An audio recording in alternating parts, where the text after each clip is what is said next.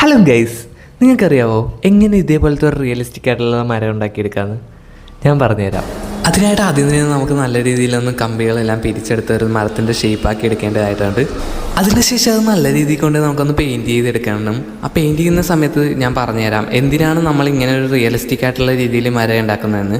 ഒരിക്കലും നമ്മൾ റെഡിമെയ്ഡായിട്ട് വാങ്ങിക്കുന്ന മരങ്ങൾക്ക് റിയലിസ്റ്റിക് ആയിട്ടുള്ള ലുക്ക് കിട്ടണമെന്നില്ല. അങ്ങനെ കിട്ടിയില്ലെങ്കിൽ ഉറപ്പായിട്ടും നമ്മുടെ മോഡലിനെ ഇത് ബാധിക്കും. ആ സമയത്ത് തന്നെ നമ്മുടെ ബാക്കിയുള്ള ടീം മെമ്പേഴ്സ് നല്ല രീതിയിൽ അവിടെ വർക്കുകൾ ചെയ്തുകൊണ്ട് തന്നെ ഇരിക്കുകയാണ്. ഓരോരുത്തർക്കും ഓരോ ഡ്യൂട്ടി കൊടുത്തിട്ടുണ്ട്. അവർ നല്ല രീതിയിൽ ആ ഒരു വർക്ക് ഫിനിഷ് ചെയ്തുകൊണ്ട് തന്നെ ഇരിക്കുകയാണ്. ആ സമയത്ത് തന്നെ നമ്മുടെ ബെഡ് ഫുള്ളായിട്ടൊന്ന് സെറ്റായി കിട്ടിയിട്ടുണ്ട്.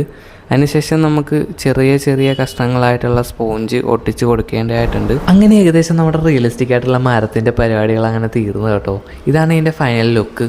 അപ്പോൾ ഈ മരത്തിൻ്റെ മുകളിലൊക്കെ എങ്ങനെ ഈ മോഡലിലേക്ക് പ്ലേസ് ചെയ്യുക എന്നുള്ളതും ബാക്കി ഡീറ്റെയിൽ ആയിട്ട് എങ്ങനെ റിസോർട്ട് ഉണ്ടാക്കുക എന്നുള്ള വീഡിയോ ആയിട്ട് വരും വരെ ബൈ ബൈ.